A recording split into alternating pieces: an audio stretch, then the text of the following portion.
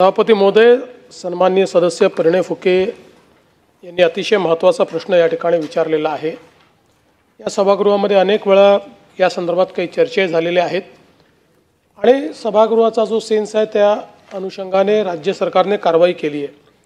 पहिल्यांदा तर त्यांनी जो प्रश्न विचारला की NDPSच्या अंतर्गत या लोकांवर आपण कारवाई करतो, मग ते बेल घेतात आणि पुन्हा कारवाई करतात आणि म्हणून यांच्यावर मकोका लावता येईल का, तर आपण तो निर्णय आता घेतलेला आहे। आपल्या कायद्यामध्ये बदल करून आपण यांना संघटित गुन्हेगारीखाली मकोकाखाली अटक करता येईल या प्रकारचं अमेंडमेंट याच अधिवेशनात आणतो आहोत। या अधिवेशनामध्ये आपण ते अमेंडमेंट करून निश्चितपणे यांना त्या अंतर्गत आपण कारवाई करू।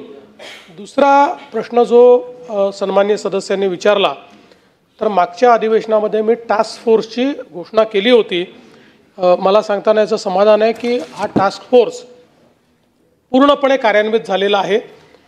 आत्तापर्यंत आपल्याकडे NDPSच्या संदर्भातलं युनिट हे फक्त काही ठिकाणी जिल्हा स्तरावर होतं, काही ठिकाणी त्याच्यापेक्षा वरच्या स्तरावर होतं, पण आता प्रत्येक पोलीस स्टेशनमध्ये स्वतंत्रपणे NDPSचं युनिट आपण तयार केलेलं आहे। त्याला अधिकारी आणि अंमलदार हे दिलेले आहेत आणि त्याची कारवाई आपण सुरू केलेली आहे। जिल्हा स्तरावर देखील कोऑर्डिनेशन कमिटी आपण सुरू केलेली आहे।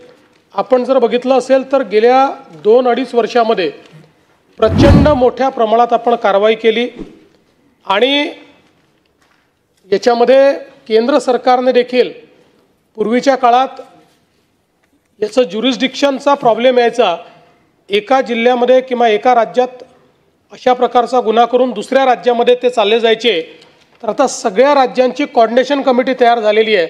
सगळी राज्य इंटेलिजन्स शेअरिंग करतायत आणि त्यातनं मोठ्या प्रमाणात ही कारवाई होताना आपल्याला पाहायला मिळते। आपण एक त्यामुळे टास्क फोर्सचा मुद्दा देखील आता निघालेला आहे। आपण मुद्दा मांडला फास्ट ट्रॅक कोर्टाचा, तर जरूर या संदर्भात माननीय उच्च न्यायालयाला विनंती करण्यात येईल। पण मला हे सांगितलं पाहिजे की आत्ता आपल्या महिलांवरच्या गुन्ह्याचे देखील जे फास्ट ट्रॅक कोर्ट्स आहेत या संदर्भात त्यातले अनेक कोर्ट रिटायर झाल्यानंतर अजून ती भरण्याची कारवाई झाली नाही, म्हणून मी परवा स्वतः माननीय चीफ जस्टिस साहेबांना सांगितलं, कारण ती कारवाई कोर्टाला हायकोर्ट करते।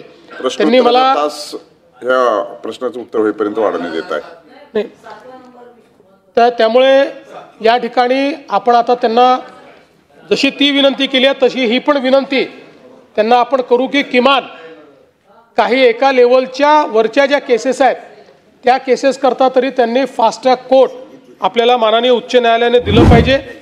आणि व्यसनमुक्ती केंद्राच्या संदर्भात आपण जो मुद्दा मांडलेला आहे तो महत्त्वाचा आहे।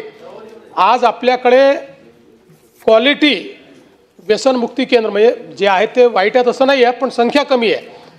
त्यामुळे ज्या क्वांटिटी आणि क्वालिटीची व्यसनमुक्ती केंद्र असली पाहिजेत ती आपल्याकडे नाहीत। त्यामुळे त्या संदर्भात निश्चितपणे एक धोरण तयार करून अशा प्रकारची योग्य ट्रीटमेंट देणारी आपली केंद्र कशी तयार करता येतील याचा प्रयत्न केला जाईल। खडसे साहेब।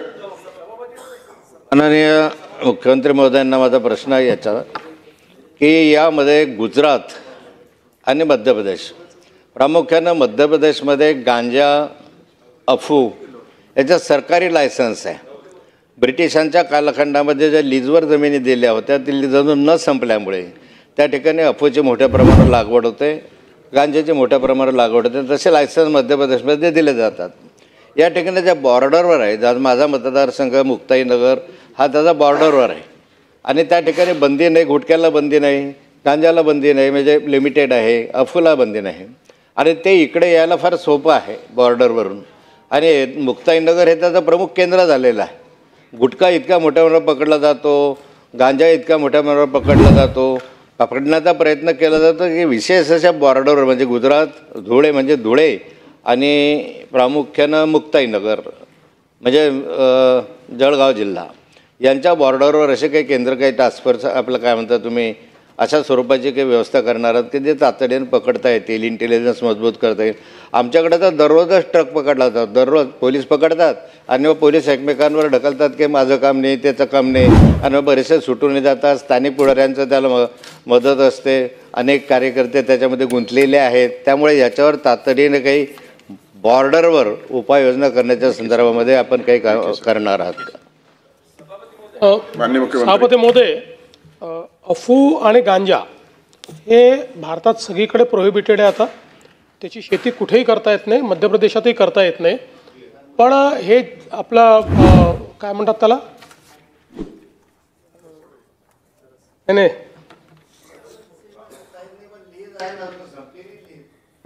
लीज तरी करता येत नाही. लीज असली तरी करता येत नाही. ते इल्लिगलच आहे. ते आपल्याला या ठिकाणी करता येत नाही.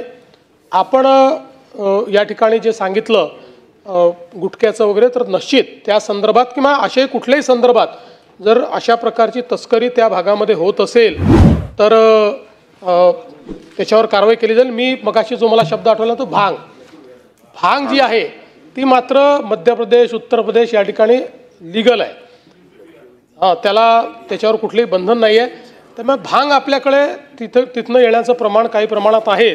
पण अर्थात भांगेच्या संदर्भात आता त्याच्या संदर्भात आपल्याकडे भांग्यावरही आपण बॅन ठेवलेला आहे. त्यामुळे जरूर त्या संदर्भातली जी काही कारवाई करण्यात येईल आणि आपण मुक्ताईनगरचं सांगितल्यामुळे विशेष त्या ठिकाणी मोहीम घेण्यात येईल.